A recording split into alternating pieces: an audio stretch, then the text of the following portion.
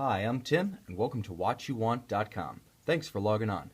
Today, we're looking at the most famous luxury watch that nobody knows how to use. That's right, it's the Breitling Navitimer, a classic pilot watch that emerged from the 1950s.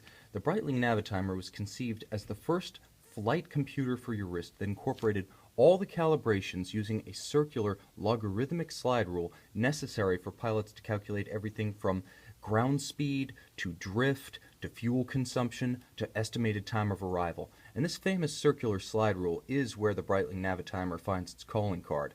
But during the 1950s, although we've come to become familiar with its face today, and it's become a classic reference in the annals of luxury watch history and aviation, there was nothing else like this at the time.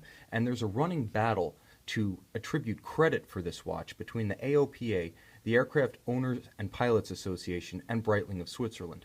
Breitling, to this day, claims that it invented the Navitimer and marketed it in 1952. The AOPA claims that it designed the Navitimer and brought it to market under license to Breitling in 1954-1955.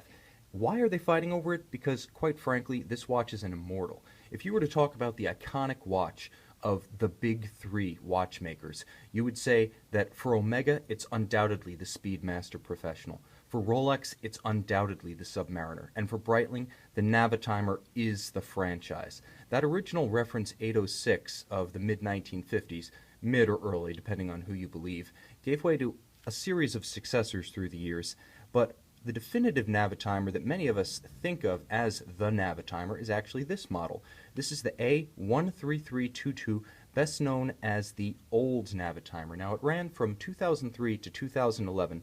This 41.5mm stainless steel case is the picture of the classic Breitling flight computer. Now, all the essential features are here. This bezel, which actually rotates bidirectionally like so, it's not a dive aid, it's actually used. There's a little index at 10 right here on the black inner bezel, and depending on whether you want to multiply or divide, you'll line the numbers of the outer bezel up with that index at 10. Now, when you want to divide, it's pretty straightforward. You just put the number that's to be divided over the number that's going to divide it. So if you wanted to divide 40 by 20, you just move 40 over 20.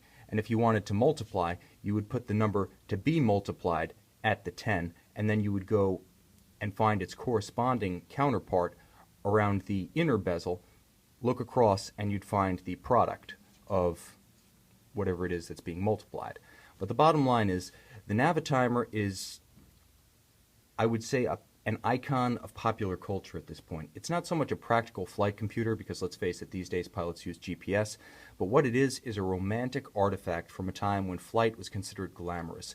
This is a throwback to the era when professional pilots were looked at as idols, when people would actually get dressed up with their families to go on flights, and going to eat for a business engagement or a date at the airport was considered really cool. If you imagine Leonardo DiCaprio in Catch Me If You Can, that kind of vibe. And the Navitimer is a throwback to that more romantic era. Now, it's also a tremendously practical watch if we can accept the fact that very few people can even use the circular slide rule or would ever need to use it. You're looking at a very easily wearable, complicated chronograph with a date, with a chronometer-rated chronograph movement, automatic winding, and at 41.5 millimeters, you can see it on my wrist, 6.3 inches, that's 16 centimeters for our friends using the metric system. It is a surprisingly comfortable fit. Now, today Breitling is known for building Bentleys for your wrists. Now, unless you have the wrist of Shaq or Thor or The Rock or that guy who played the Mountain in Game of Thrones, you might not be able to wear a 49mm Breitling for Bentley. But this classically styled Navitimer, which is only really 1.5 millimeters bigger than that 1954, 55, or 52 original, is very wearable, very comfortable. It's not even too thick. This will fit under a dress cuff. And with its vintage look, with this beautifully bolstered calfskin strap with contrasting stitch, it can actually play well with the suit. And with the Arabic numerals, it's a little bit more readable than some of the tech overload Breitlings of recent years. This is a very usable watch despite the complex calibrations of the outer bezel. And with the contrasting sub-registers for the chronograph, it's actually easy to read the chronograph function as well. With the date and automatic winding, this could be your only watch. So if you're interested in something that is an absolute icon of the Swiss watch industry, that is the face of Breitling watches, you need to consider this old Navitimer available in outstanding condition from WatchYouWant.com. Recovery. This watch is every inch the equal of a Rolex Sub or an Omega Speedmaster Professional. Check it out on our website. If you like Breitling, but you don't necessarily like the recent direction of the brand, this is a watch that's wearable, historically significant, complicated. If you're handy with math, it might even be really, really useful to you, but it's undoubtedly an article of aviation and watch history and a romantic piece of a bygone era.